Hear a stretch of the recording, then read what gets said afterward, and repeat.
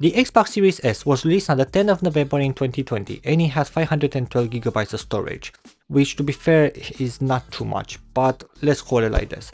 The thing is that Microsoft actually released the console on the 1st of September in 2023 with 1TB of storage. Probably they realized that 512 is not enough. Now you can still use, external hard drive to give more storage to it, but it's not the same experience, so I won't recommend you.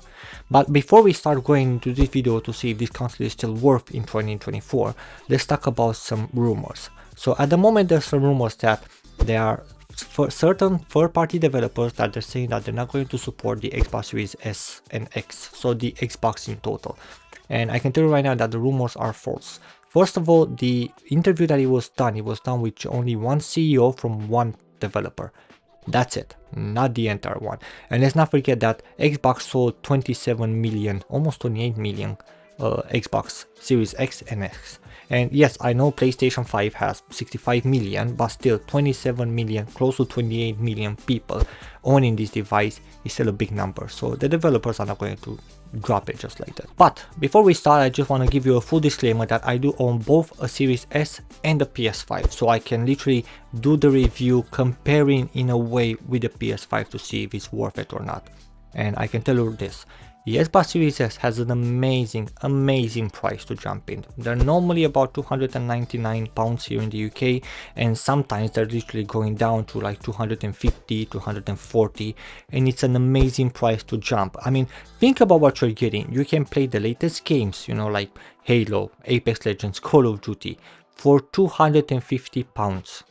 Let's say 300 when they're not on sale, which is amazing value for money that you're getting. Now don't get me wrong, PlayStation has their own catalog and their own exclusives, but still they're more expensive, and you do have some benefits choosing the Xbox Series S. For example, you do get the exclusive from Xbox, right, which is Forza Horizon and Halo, Sea of Life. But you also get Xbox Game Pass, which for me this is the biggest selling point for this console. Now focus like this, you're paying 200, let's call it 300, you're paying 300 for the console, right? Then for another £10 per month, you have access to more than 100 games that you can download, not stream, you can download to your console and play whenever you want. And for me, this is a big value for money. And the big reason is this. At the moment, most of the prices are going up, and the games especially, they're having some prices they're becoming ridiculous. I mean, are we actually talking about the next GTA costing $150? That's madness. Games right now, they're like $60, $70, $80. Madness for a single game, madness. I do understand, that they need a lot of money, resources and time to create these games, but still it's a game. It's way too expensive.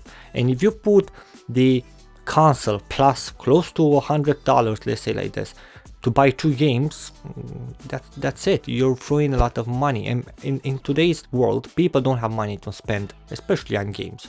So buying a console like the Xbox Series S that it can play literally every single game that it was released since 2020 until 2024, and only paying like $10 per month or £10 per month depending where you are, it's really good value for money.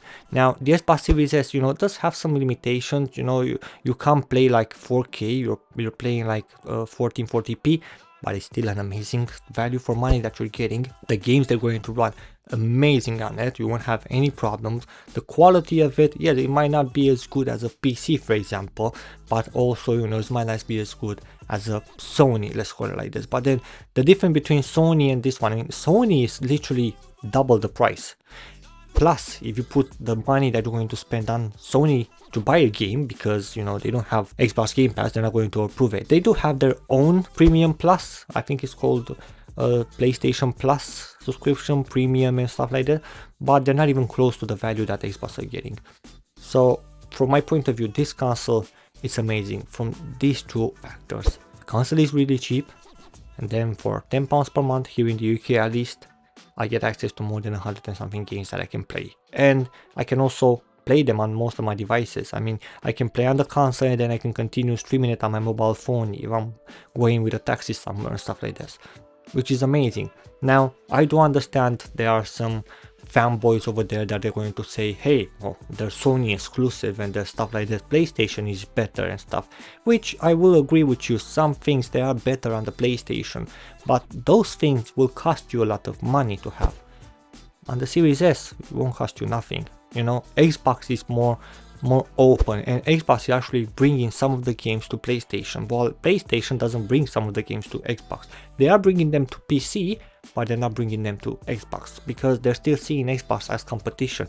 Sony knows, even though they're dominating the market at the moment, Sony is still afraid of Xbox. That's why they try to stop Activision. That's why, well, the Activision deal, that's why they're trying to stop, and they're trying to destroy every single plan that they have so Xbox doesn't grow. They know Xbox has the potential to grow, and unfortunately us, we are choosing the wrong company. I prefer what Xbox is doing, you know, giving cheaper to play all your games. I understand that Xbox has the higher Xbox Series X, but then with the S, think about how many people actually started gaming now because of that console. And before we continue, if you do like this video, please don't forget to like and subscribe. I post a lot of videos on my channel, normally about reviews or Linux tutorials and stuff like this. So if you're interested in that one, hit the like button, hit the subscribe button, and let's continue with the video.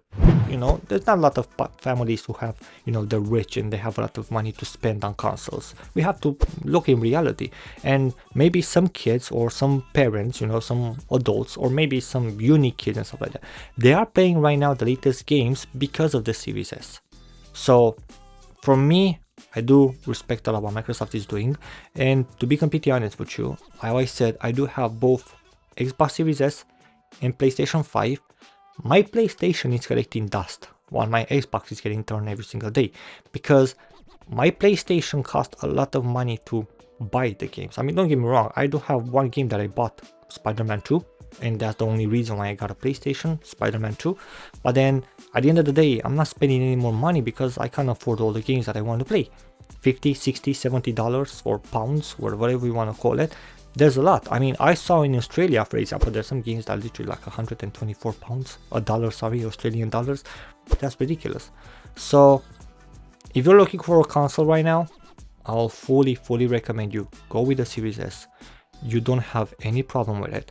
You will get the latest games, good quality, on a really cheap price, and with Game Pass, you will get a lot of value and a lot of games that you can play. You can test the games, you can, you know, roll it. You're sick of this game, you can play another one.